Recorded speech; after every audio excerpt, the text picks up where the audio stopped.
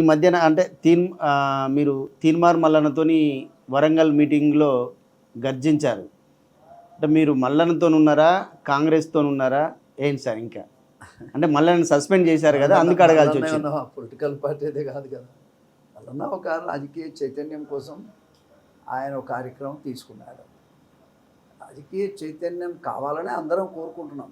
Even Sonia Gandhi గారు కూడా అదే చెప్తుంది, రాహుల్ గాంధీ గారు కూడా అదే చెప్తారు, ప్రియాంక గాంధీ గారు కూడా అదే చెప్తారు, ఇందిరాగాంధీ గారు కూడా అదే చెప్తారు.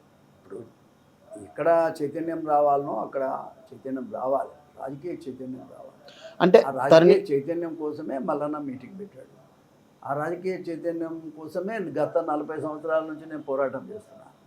కాబట్టి ఇంతకాలానికి ఒక మంచి నాయకత్వం, అడగగలిగే నాయకత్వం. సరే ఆయన పర్సనల్ విషయాలు మనకు అవసరం లేదు, బట్ రాజకీయ చైతన్యం తీసుకురావడానికి చేస్తున్నటువంటి కృషిని as a leader, as a Dalit, I must support. అంటే పార్టీ లైన్ దాటినట్టు కనిపించడం లేదా? లేదు, కాంగ్రెస్ పార్టీలో పార్టీ లైను అనేటువంటిది ఎక్కడుందో నాకు తెలియదు, కానీ మేము పార్టీ లైన్లోనే ఉన్నాం వాస్తవంగా చెప్పాలంటే. విషయాలు ప్రజలని చైతన్యపరచడం కోసం చేసిన కార్యక్రమం తప్ప పార్టీకి వ్యతిరేకంగా ఎక్కడ మాట్లాడినాం, అందులో మాట్లాడలేదు. అంటే పార్టీ సస్పెండ్ చేసింది కదా, సస్పెండ్ చేసిన వ్యక్తికి సపోర్ట్గా మీరు వెళ్ళారు కదా అనేది అంతే. అప్పటికి సస్పెండ్ ఎక్కడ అయ్యింది? సస్పెండ్ అయింది మొన్న మేము పెట్టిన మీటింగ్ చాలా 2 నెలల ముందు.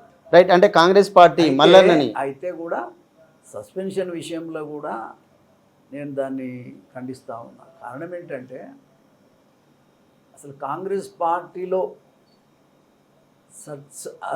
తప్పు చేసిన లైన్ దాటిన వాళ్ళని అందరినీ సస్పెండ్ చేయాలంటే నాకు తెలిసి ఒకరిద్దరి కంటే ఎక్కువ మిగలరు. ఒకరిద్దరి కంటే ఎక్కువ మిగలరు. ఒక మాట, మల్లన్న ఒకటే తప్పు చేసింది కాదు, మల్లన్న ఒక వీకర్ సెక్షన్ కాబట్టి చేయగలిగారు. ఓకే.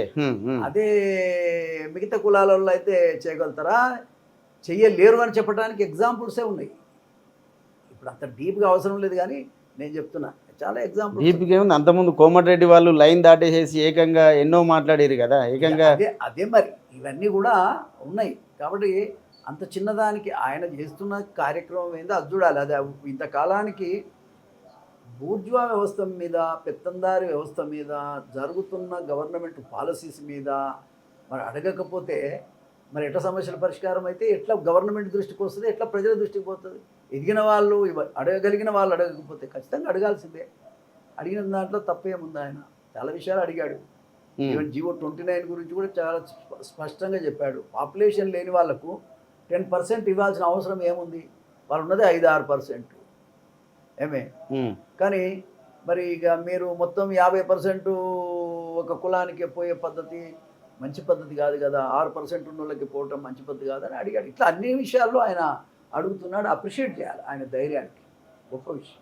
అంటే సామాజిక ఉద్యమం తెలంగాణలో ఇప్పుడు సామాజిక ఉద్యమం మొదలైంది, అంటే బీసీ ఉద్యమం బలపడుతుంది. ఈ నేపథ్యంలో అంటే మీలాంటి వాళ్ళు ఉద్యమం వెనుక ఉండి నడిపించడం ఎంతైనా అవసరం అనేది అనిపిస్తూ ఉంది.